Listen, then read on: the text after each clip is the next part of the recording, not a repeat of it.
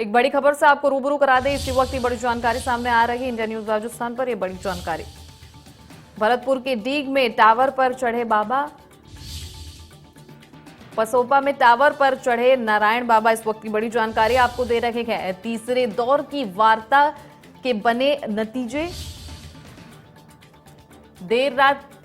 देर रात तक हुई साधु संतों की ये मीटिंग। 30 घंटे से टावर पर नारायण दास बाबा चढ़े हुए। इस वक्त की बड़ी जानकारी आपको दे रहे हैं इंडिया न्यूज राजस्थान पर।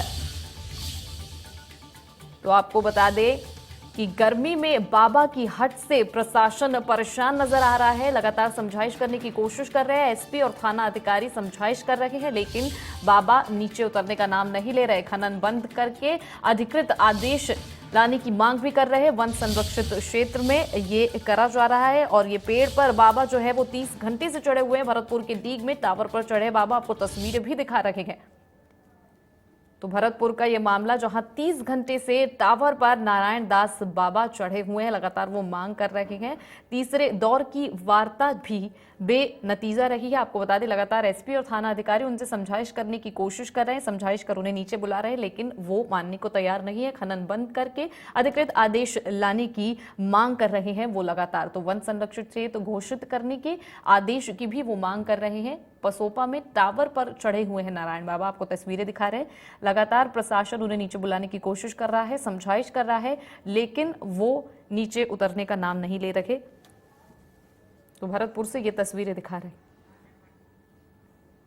राजीव भट्ट हमारे साथ इस खबर पर ज्यादा अपडेट के साथ जुड़ रहे हैं। राजीव, आपसे जानना चाहेंगे कि इस वक्त वहां किस तरह की तस्वीरें हैं और फिलहाल बाबा के क्या हाल है?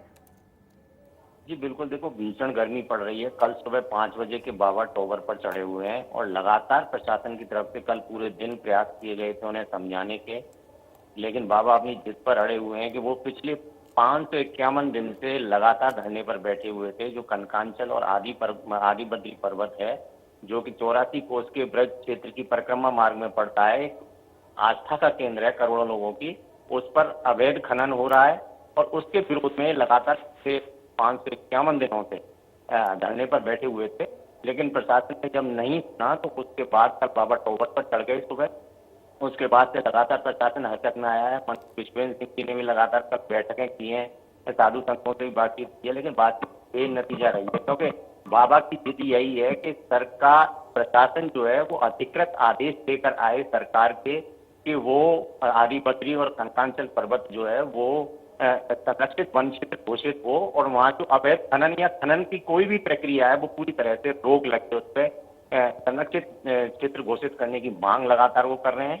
हालांकि कल प्रशासन ने स्थानीय स्तर पर एक लेटर भी बाबा के पास भेजा था कि ये आदेश है, यहाँ अब आगे से कोई खनन नहीं होगा, लेकिन बाबा ने, क्योंकि पढ़े लिखे हैं बाबा, उन्होंने उसको पढ़ा और उन्होंने उसको फाड़ के फेंक दिया और उसके बाद बोला कि ये स्थानीय स्तर पर मुझे बहकाने के लिए बनाया गया एक वो है लेटर है, जबकि मैं चाहता हूं कि सरकार का अधिकृत आदेश आए।